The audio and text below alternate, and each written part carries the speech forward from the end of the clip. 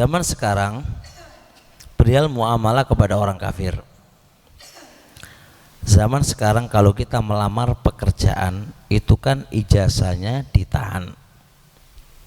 Lalu perjanjian training 3 bulan, gaji per hari sekian.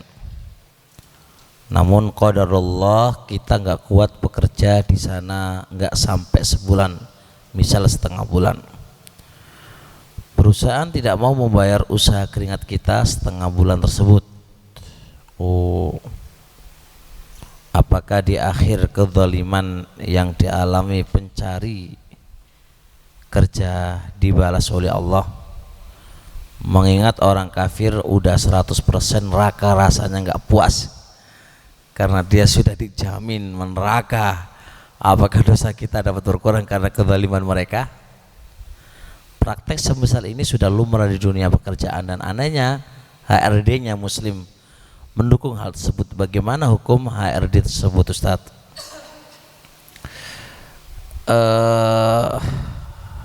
Pertama, ikhwan, muamalah dengan orang kafir fal asal boleh-boleh aja,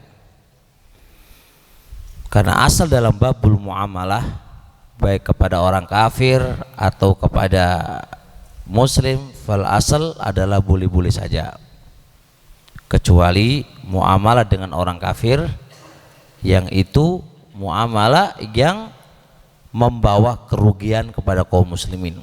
Maka karena ada qarina membawa kerugian kepada kaum muslimin, maka itu nggak diperbolehkan selama tidak ada unsur madharat kepada Islam dan kaum muslimin yang ada.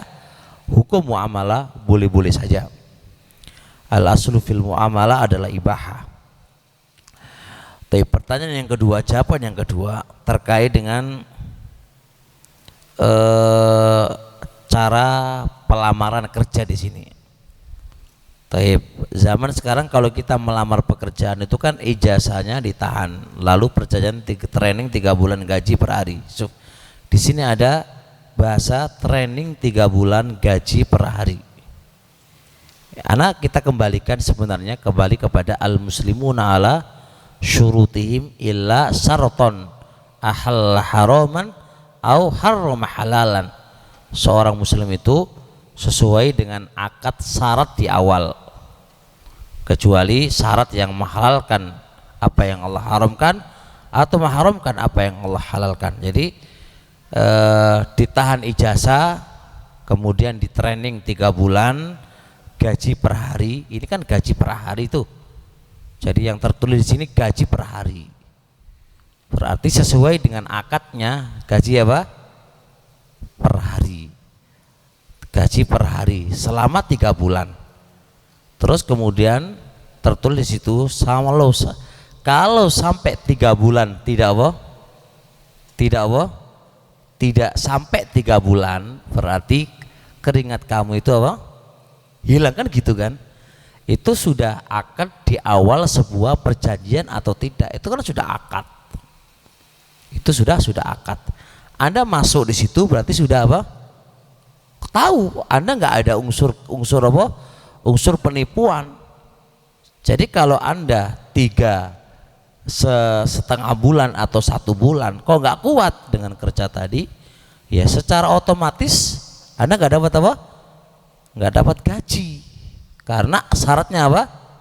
3 bulan, dan itu digaji per hari kalau Anda bisa nyampe 3 bulan.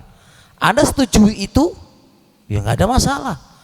Nah kalau ketika Anda setujui ternyata Anda tidak bisa, ya jelas nggak dapat apa? Nggak dapat uang. Dan ini bukan termasuk mengambil keringatnya Anda, karena kita sudah diikat dengan perjanjian dan jelas perjanjian di depan. Ingat, jadi kita punya kaidah al-muslimuna ala syurutihim. Seorang muslim itu di atas syaratnya. Di atas apa? Syarat-syaratnya. Nah syaratnya sudah ada. Apakah ini ada unsur menghalalkan apa yang Allah haramkan? Nggak ada. Mana keharaman yang Allah halalkan? Nggak ada. Jadi saya lihat wallahu taala alam, jadi tidak ada unsur kezaliman di sini, karena di depan akadnya udah jelas, di depan akadnya sudah jelas.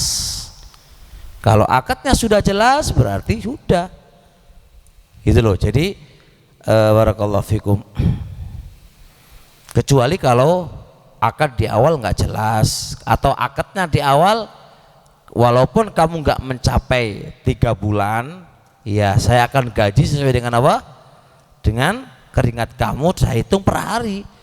Ternyata akad ini dia tidak menunaikannya, berarti dia dosa mengambil keringatmu. Tapi kalau akad sudah ditetapkan di depan, nah kan anta kan sudah harus punya perkiraan. Waduh, kira-kira aku mampu nggak 3 bulan, kamu saya nggak mau masuk, kan gitu toh. Berarti konsekuensi sudah ada, konsekuensi sudah ada. Wah koyoknya aku orang mampu, ya jangan masuk. Kalau aku nggak mampu jangan masuk, cari yang lain yang tidak ada akad yang semisal ini, akad yang semisal ini. Dan nggak ragu lagi, sebuah perusahaan ketika dia menetapkan yang demikian ini, ya pasti ada pertimbangan. Apa pertimbangannya? Nggak mau dirugikan. Kalau nanti anda bayar sebulan lalu keluar, dia nggak akan bisa meringkut apa? Para pekerja kan begitu. Jadi itu pertimbangan. Jadi pertimbangan itu bukan hanya pertimbangan kepada diri kamu, tapi pertimbangan diambil juga dari si perusahaan. Menguntungkan perusahaan atau bukan perusahaan, kan jelas selama itu nggak ada pelanggaran secara syariat. Wallahu taala alam. Jadi nggak ada perlu HRD-nya muslim atau apa, tidak bahas HRD, kita bahas asal akad awal itu benar apa salah, itu dulu yang kita bahas. Nah